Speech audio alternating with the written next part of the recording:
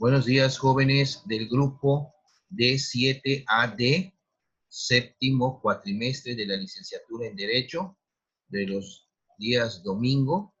Hoy es la quinta y última clase, o sea, la quinta semana, del módulo de la materia de Derecho Administrativo 2. Vamos a hacer un breve repaso de todos aquellos temas relevantes que se vieron en las 4 semanas anteriores. Ya saben ustedes, concluyendo esta prácticamente hora de clase, ya a partir de las 10 de la mañana, ya pueden ustedes ingresar a la plataforma para que ya se abre su examen final. Vamos a ver los temas más relevantes que se vieron en cada una de las unidades. Fueron 21 unidades las que estudiamos en este módulo, que se fueron acomodando de 5 en 5, y 5, 10, 15, 20, a ver, fueron 5, 10, 15, desde 5 las primeras 3 semanas y 6 la cuarta semana, con la que se concluyó. Pues bueno, ya sus actividades también ya cerraron a lo que se refieren a los cuestionarios de la cuarta y de la quinta semana, pues que esa quinta semana era anticipadamente, pues porque hoy nada más va a ser, si lo pueden ustedes notar, la clase que vamos a tener de repaso y su examen, y se acabó. Ya una vez cerrando ya la plataforma su examen, ya les pueden ir evaluando. Pues ya estamos a día 13 de diciembre, domingo 13, ya casi en la quincena, medio diciembre, y ya el próximo cuatrimestre pues empieza en enero, pero todavía hay que prepararlo, lógicamente. Bueno, vamos a ver los temas básicos de lo que fue este módulo. Uno de la primera unidad que estábamos viendo era la diversificación progresiva del derecho administrativo.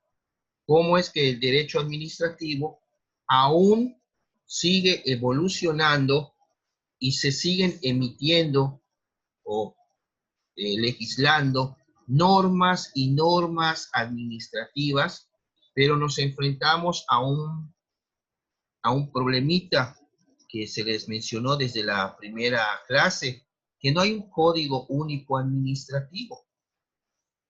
Y vimos también por qué la dificultad para que pudiéramos tener un código único administrativo. Así como, por ejemplo, ven ustedes que en materia procesal penal hay un código nacional único que para cualquier asunto de dicha naturaleza penal, si van ustedes a atender algún asunto federal o estatal, ese es el único código que se va a aplicar.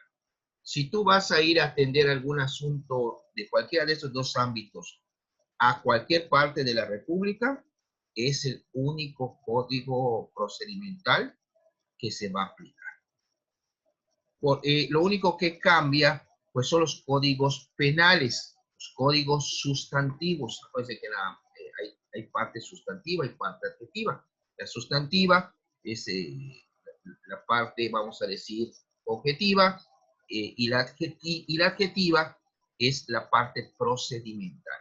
Cuando ustedes escuchen que la ley adjetiva aplicable en la materia, están hablando de una norma procesal. Y cuando se hable de una norma objetiva aplicada en la materia, pues bueno, no es una norma procesal, es una norma objetiva. Por ejemplo, si hablamos en derecho penal, el código penal es el código sustantivo, si lo vemos así. Y el código adjetivo es el código nacional. Lo mismo en materia civil. El código civil es el código sustantivo y el código adjetivo, pues bueno, La parte objetiva, acuérdense que en derecho, la parte objetiva del derecho es toda la maquinaria jurídica. Si lo pueden ver, eso se vio desde el primer cuatrimestre, cuando empezaron ustedes a estudiar Introducción al Estudio del Derecho. Había parte objetiva y parte subjetiva. Subjetiva son prácticamente cuando habla de nuestros derechos, por ejemplo, como votar, tener derecho a un nombre, ¿no? Son cuestiones subjetivas, muy personales.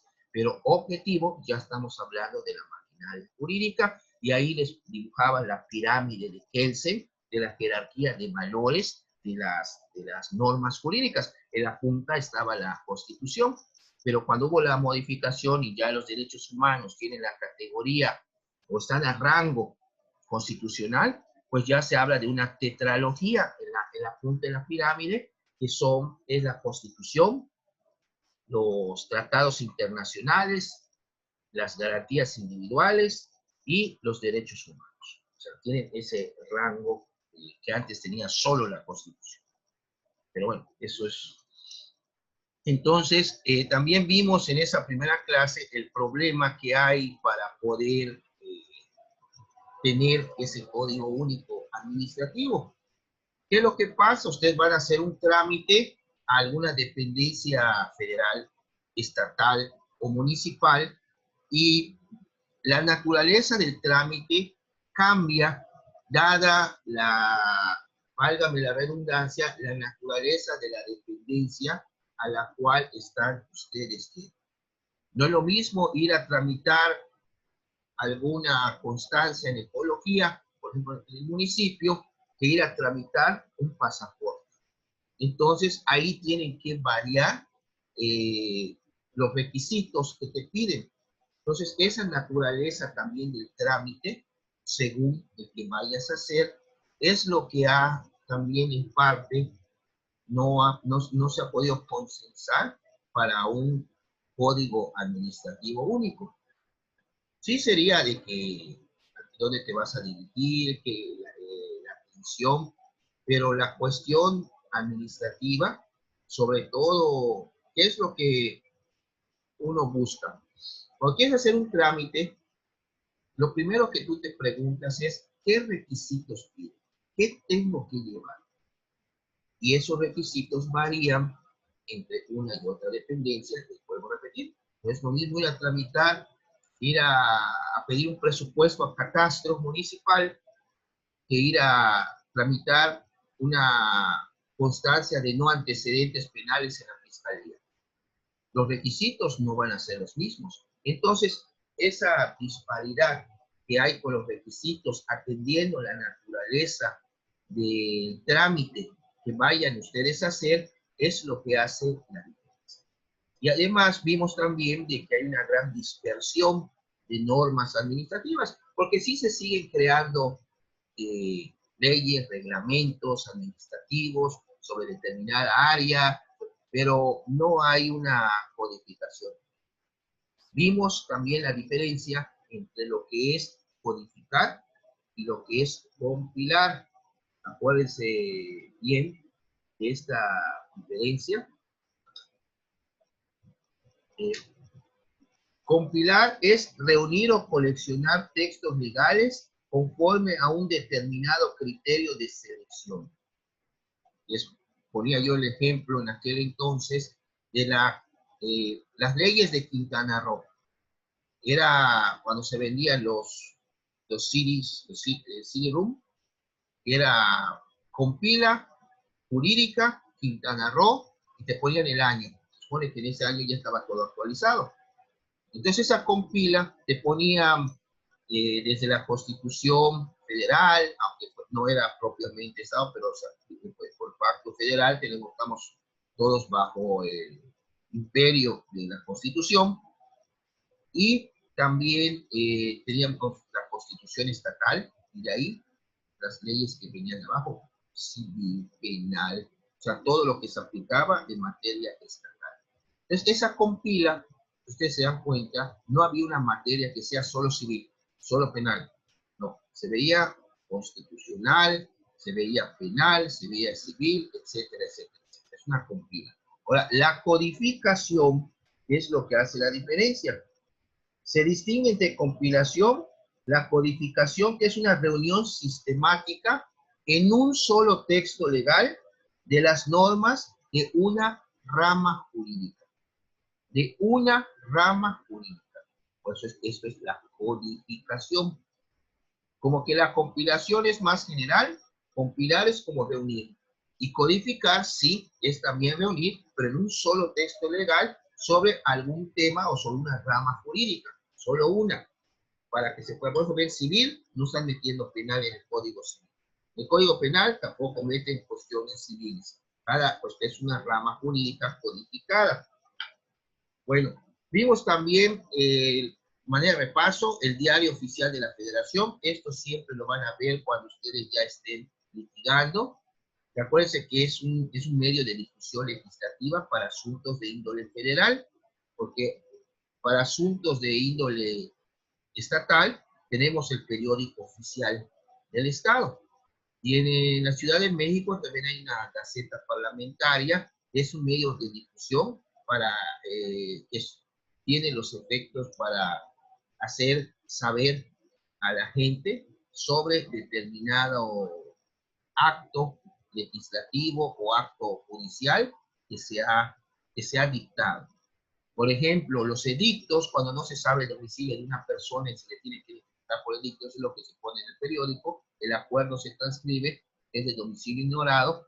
Bueno, te piden que sea en 3 periódicos, los de mayor circulación, y lo que se estila son 2 de circulación y el periódico oficial del Estado. Entonces tienes que hacer el pago para que se publique. Puede ser que se publique en el Foresto y el otro periódico de circulación en el Estado, de mayor circulación, y aparte, pero eso sí, el periódico oficial. Es el medio legislativo estatal para comunicar, para notificar, para hacer saber a la gente sobre determinado acto de una autoridad, ya sea legislativo, ya sea judicial, o sea también de gobierno, o cuando se va a emitir una nueva ley que salió, pues bueno, y ahí pues, acuérdense que también vimos lo que son las fe de ratas, que son las correcciones que se le va a hacer al diario oficial o al periódico oficial, según sea el caso, cuando hay un error en la publicación. Entonces se hace aparte, pero es aclarar ese error. No es seguirle agregando cosas que no se pusieron en la publicación. Ojo, una vez en Yucatán hubo un escándalo porque un párrafo que se debió haber publicado en el cuerpo del periódico oficial lo pusieron en la fe de ratas, lo que llamaban un texto achocado. Y eso no es la fe de erratas. ¿Qué son erratas? Son errores. ¿Errores de qué? De redacción, o que pusiste un número en vez del otro, un nombre o una letra. Bueno, eso es para aclarar ese aspecto. No para que le sigas agregando cosas que ya debieron de haberse, porque ya debieron haber estado contenidos antes de la publicación. Eso es muy importante. Entonces tenemos diario oficial de la Federación, periódico oficial del Estado, y tenemos las gacetas parlamentarias de la Ciudad de México, que ahora será Distrito Federal. Bueno, vimos también las tendencias liberales del siglo pasado, vimos cómo el liberalismo es una filosofía política y moral que defiende la libertad individual, la igualdad ante la ley y una reducción del poder del Estado. También vimos qué papel desempeña el liberalismo en la cuestión del derecho administrativo. Vimos también la figura del Estado, que estamos retomando, porque el derecho administrativo se vio también con los elementos del Estado, solo que en esta ocasión vimos el Estado, cuál es su papel que desempeña según la Constitución. Primero se habló de lo que es el intervencionismo estatal, que es prácticamente, se refiere a las distintas medidas y acciones que implementa el gobierno sobre la economía nacional. ¿Por qué? Pues el Estado viene siendo el que viene a administrar la economía nacional. prefieren hacer ellos. Sí es cierto que hay cuestiones, por ejemplo, Pemex, que es una paraestatal, pero se le tiene que rendir cuentas al gobierno. Entonces veíamos la figura del intervencionismo estatal y la conducción económica del Estado, que es la que guía todo lo relacionado a la economía, es la figura de la rectoría económica del Estado, que está también prevista en nuestra Constitución. En el artículo 25, párrafo primero, que dice, a la letra, corresponde al Estado la rectoría del desarrollo nacional para garantizar que éste sea integral y sustentable, que fortalezca la soberanía de la nación y su régimen democrático, y que mediante el fomento del crecimiento económico y el empleo y una o más justa distribución del ingreso y de la riqueza, permita también el pleno ejercicio de la libertad y la dignidad de los individuos, grupos y clases sociales cuya seguridad protege esta Constitución. Esto es lo que se refiere a la figura de la rectoría. Vimos también lo que es la economía mixta, que es la economía donde entra capital privado y capital público, pero siempre el que tiene el control es el sector público. En la economía mixta se combina, como les decía, la ecuación de capital privado por el sector público, y el papel que tiene el Estado se limita a corregir los fallos de mercado, y es una mezcla entre socialismo y capitalismo. Recibe otros nombres como la economía neoliberal, economía social de mercado, economía de mercado con planificación indicativa, economía socialista de mercado, economía concurrencial, economía de mercado administrativo y jurídicamente Estado social de derecho, capitalismo reglamentado. Esto es lo que vimos también como economía mixta.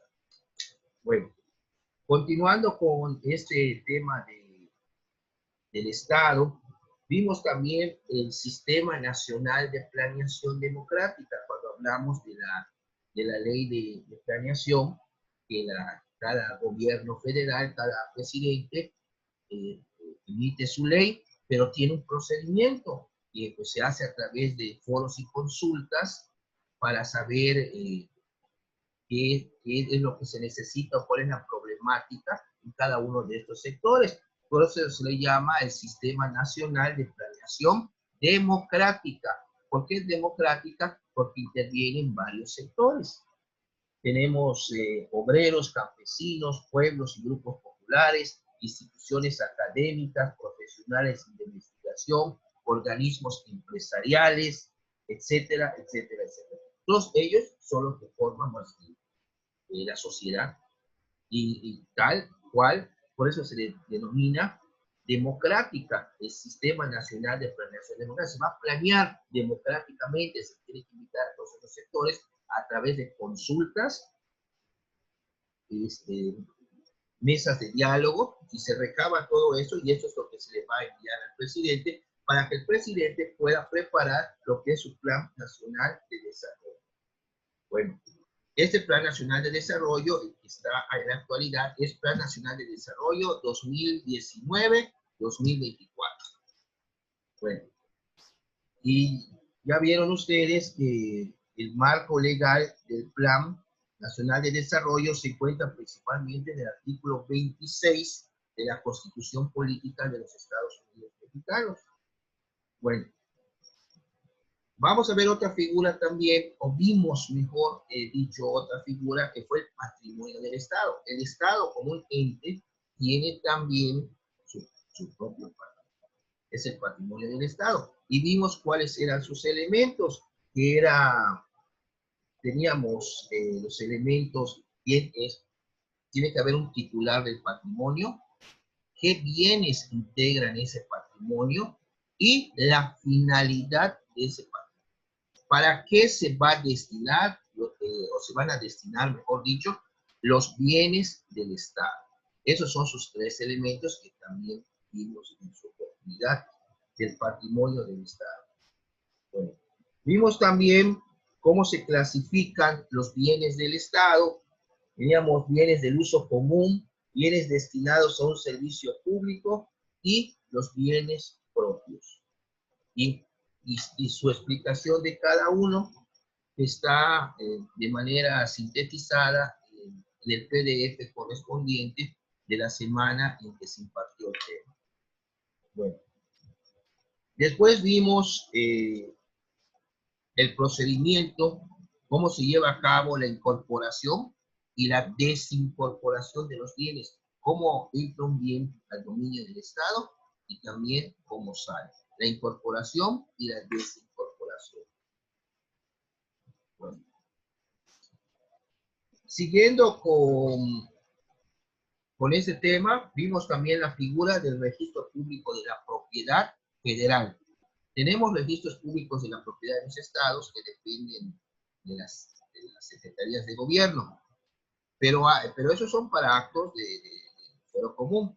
Ahora, cuando se va a aceptar una operación federal sobre algún inmueble, bueno, hay que ir al registro público de la propiedad federal.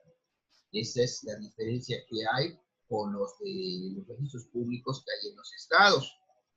Seguidamente, en la siguiente semana, en la segunda, vimos cuáles son los ingresos y los egresos del Estado.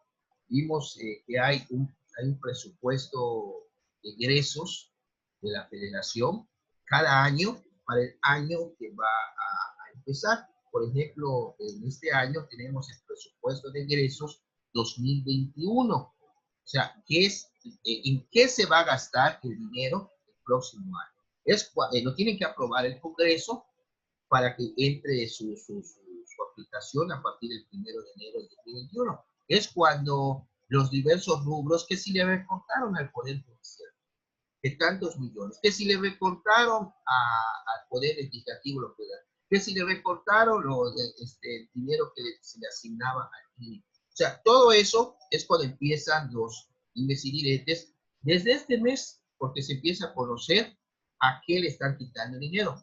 Y no se olviden que estamos, según la política de este gobierno federal, estamos en lo que denominan ellos la austeridad republicana. O sea, ahorrar, recortar, combatir la corrupción. Vean cómo ya desaparecieron los 109 fideicomisos. ¿Para que pues, ¿qué es lo que se está buscando? Que no haya intermediarios, que todo sea directo con el gobierno, porque así tienen un mayor control del dinero. Ese es, digo, se oye bien, pero esa es una realidad. Antes era todo de que se le daba a los estados, el estado se lo asignaba y a veces no llegaba el dinero a quienes debería de llegar. Desgraciadamente, entre uno de los fideicomisos que desaparecieron están los del FONDEM, el Fondo Nacional de Desastres, que era el dinero que asignaba, sobre todo nosotros que estamos en una zona de huracanes, que cuando nos afectaba un huracán drásticamente, pues bueno, el fideicomiso, el del FONDEM, se podía aplicar para poder empezar a rehabilitar, como pasó en el caso en el 2005 con Wilma, ni qué decir en la época de 1988, cuando pegó Gilberto, que son huracanes que han afectado muchísimo el estado, y en especial a Cancún. Bueno, vimos también los ingresos, que pues ya ven que hay varios rubros. El Estado tiene sus ingresos, pero el que mayor ingreso le aporta es el impuesto. Vimos el impuesto, las características del impuesto, los sujetos del impuesto, etcétera, etcétera, etcétera, como también vimos lo que es la actividad financiera del Estado. Bueno, vimos también, aparte de lo que fueron los ingresos y los egresos, lo que teníamos que entender por gasto público, gastar, es un egreso, no lo pierdan de vista. Vimos también cómo el Estado administra sus bienes y tiene que llevar a cabo también un sistema contable. Vimos también el concepto de contabilidad como el método para inscribir el valor monetario de las operaciones comerciales. como son las compras, las ventas, los ingresos y los egresos, entre otros, de una persona física o moral, con el objetivo de ponderar las consecuencias en el patrimonio de esta. Estamos hablando de la contabilidad y de los inventarios que también se tienen que estar realizando siempre para ver si están todos los bienes que conforman el patrimonio del Estado. Que normalmente cuando hay algún cambio de administración, hasta los focos. Entonces, hay que estar muy abusados. También vimos todos los tipos de contratos que celebra la administración pública. Cada contrato también se explicó en síntesis y en qué consiste cada uno. Y acuérdense que el Estado puede celebrar incluso contratos privados y eso lo pone a nivel de igualdad ante la otra parte, porque estamos hablando del derecho privado. Como les decía, por ejemplo, contrato de arrendamiento, yo voy a dar en renta mi casa al gobierno porque quiero poner unas oficinas, tenemos que hacer un contrato de arrendamiento, pero estamos hablando de derecho privado, no de derecho público, aunque la autoridad o el gobierno esté regido por normas de carácter público. Como vimos, que son normas de derecho administrativo, son del derecho público. Bueno, todos estos contratos que se vieron, incluso hay contratos que se vieron en derecho civil y hay otros que no, que son propiamente de índole administrativa. Después vimos lo de la política y el derecho de población y vimos que la ley que regula todo lo relacionado con la población es la Ley General de Población. No hay que perder de vista esta ley. Ley General de Población. Bueno, vimos que es también la demografía. Y la demografía estudia la población humana desde el punto de vista cualitativo. Para este jurista Galen Fisher, es el análisis y la descripción de los grupos de población con referencia a la distribución, fenómenos vitales, edad, sexo y estado civil, bien en un momento dado o sin consideración temporal. Eso es lo que es la demografía. No lo pierdan de vista. También la política migratoria, la migración de los nacionales, por qué se van. Se supone que en esta nueva administración, uno de los puntos que tenía en campaña del actual presidente es de que ya no iba a tener nacional, sus connacionales, tener que irse a Estados Unidos a trabajar, iban a pagar mejor y bueno, ya están anunciando que hay una propuesta de aumento del salario mínimo del 15%. Estaremos hablando si está en 80 y pico, 8, 12 a 14 pesos aproximadamente. Pero desgraciadamente, y creo que ustedes se habrán dado cuenta, a raíz de la cuarentena, los restaurantes y otros lugares subieron sus precios bárbaramente. Bárbaramente, o sea, no hay quizás algún o pacto o convenio, acuerdo, para tratar de no, digo, yo me acuerdo ir a comer, por ejemplo, a la parrilla, unos taquitos, veías tu guacamole, y cuando mucho, 40 y pico de pesos costaba un buen plato de guacamole. Ahora está en 95. Entonces digo, sí es algo que pensar. Los tacos en los restaurantes están entre 20 y 25 pesos. Es también mejor para ahorrar, te compras un poco de comida, vamos a poner que se pueda taquear, como es con una cochinita de lechón, compras tus tortillas y haces tus tacos y te ahorras. Compras 100 pesos y te puedes comprar medio kilo de tortillas y bueno, pueden comer ahí hasta 2 y se pueden examinar cuando cada taco esta normal de cochinita, 17, 20 pesos. Y comes 4 tacos más los refrescos, son más de 100 pesos. En cambio, con eso que compraste con las tortillas, pues pueden comer 2 personas, unos 50 pesos de gasto. Ahora, jóvenes, hay que economizar, y como estamos viviendo la época que hay mucho desempleo a raíz de que pues todavía no nos hemos recuperado de la pandemia, sí se ha reactivado con muy dolorosos costos, que siguen viendo, pero yo quiero pensar, si me preguntan mi opinión personal, es porque hay mucha gente que no se está. Tú puedes ir a algún lugar, si te cuidas, tú pones tu bocas, tu careta, si hay mucha gente a tu alrededor, te estás lavando las manos, te las estás desinfectando, te estás cuidando cada vez que salgas. Pues digo, el riesgo es mínimo. Sí te puedes contagiar, pero el riesgo es mínimo a que no te pase nada. Y también, ¿qué es lo que pasa? Hay personas que han brincado o se han salvado de las complicaciones del coronavirus. Se habla de los asintomáticos y se habla de los fallecidos. Fíjese, es extremista el virus. Porque asintomático no tiene nada, hay personas que ya les dio, se les quitó, ni cuenta. Pero hay personas que ya les dio, se complicaron y fallecieron. Y todavía esto se sigue dando, pero ¿cuál es el problema? Súmele, aparte de que no todos quieren usar cubrebocas, son renuentes a usar cubrebocas, que es una careta, que es gel, y el hecho de las reuniones sociales. En la reunión social, ahí están los focos de infección, como ya se comprobó en Europa. En Europa, por eso hubo el rebrote. Ya se autorizó las vacunas de Pfizer, pero una vez que te vacunan, vas a poder empezar a ver resultados hasta después de un mes. ¿Por qué? Te vacunan la primera dosis. La segunda dosis dentro de 3 semanas.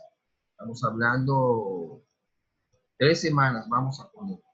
Después de la tercera semana que te pongan la segunda dosis, hay que esperar 10 días para que entonces empieces a crear. Estamos hablando que desde que te pones la primera vacuna hasta que empieces a crear anticuerpos, tiene que pasar un poco más de un mes. O sea, un mes, 3 días, exclusivamente para cumpliendo, lógicamente, la aplicación de las 2 dosis. La que está en México ya firmó cuando se empieza a aplicar, es la de Pfizer. Es el que estaba en puerta, a pesar que ya hay como 8 o 9 vacunas. La China, la CanSino, está la AstraZeneca, está la Moderna, está la Sputnik, y son 2 de las rusas, pero no tienen nada con Rusia, se está yendo Pfizer, pero bueno, que tienen arriba del 90%. Bueno, vimos también el derecho a la protección de la salud. No olviden que el artículo 4 de la Constitución Federal es el fundamento constitucional del derecho a la protección de la salud. Vimos todo lo relacionado a las áreas que abarca la salud, la prevención, curación de enfermedades, el control de bebidas y alimentos, todo lo que abarca. Y la ley la norma que regula esto es la Ley General de Salud. Vimos también lo que fue el derecho ambiental, en qué consiste el derecho ambiental. Vimos lo relacionado a la ley que regula todo lo que se refiere al aspecto ambiental, que es la Ley General de Equilibrio Ecológico y la Protección al Ambiente de 1988. Esta ley, y incluso en esta ley, cuando ustedes la abren, en los primeros artículos hay un glosario algo extenso, si lo quieren, para que en los artículos posteriores ustedes puedan entender el contenido. Por ejemplo, hablan de lo que es la manifestación del impacto ambiental. No es lo mismo el impacto ambiental que la manifestación. La manifestación es el documento que te van a dar si hubo alguna afectación o impacto ambientalmente o se puede afectar el medio ambiente si se va a construir algo ahí. Está muy interesante, está todo eso. Incluso el glosario de esos artículos está plasmado en sus PDFs respectivos. Bueno, también vimos todo lo que es la legislación de política social, la protección al débil y la procuración administrativa, cómo el gobierno lleva a cabo una política social para proteger, para brindar apoyo social a las clases más desprotegidas. Vimos que se creó la Profeco, también la Procuraduría de la Defensa del Trabajo, etcétera, como instituciones para, digo, aparte que para cortar un posible pleito legal que se pudiera dar, pues someterse ante ellas. Bueno, y todo lo demás, el Instituto de la Senectud, vimos lo que es el sistema de propiedad intelectual, está entre la propiedad industrial y la propiedad intelectual, o sea, los derechos de autor, y la cuestión de la propiedad industrial, en qué consiste cada una, lo que fueron patentes, marcas, diseños industriales, el secreto industrial, etc. Todo también contemplado en sus respectivos PDFs que vimos. Vimos también la política energética, como hay otros recursos también, como el carbón o la energía eólica, que también se le pueden destinar usos. La energía nuclear, cómo empezó a evolucionar a partir de que finalizó la Segunda Guerra Mundial.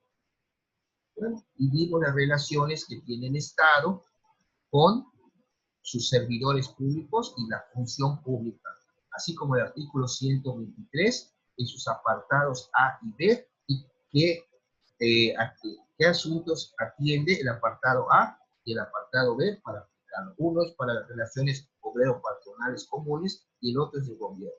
Bueno, jóvenes, me queda menos de un minuto. Les agradezco mucho todo su tiempo y la paciencia que tuvieron con el suscrito para este módulo. Espero que se sigan cuidando, que vayan bien y sigan estudiando. Y Dios mediante podemos ver el próximo cuatrimestre si nos vemos. Gracias a ustedes y que tengan un bonito domingo. Gracias.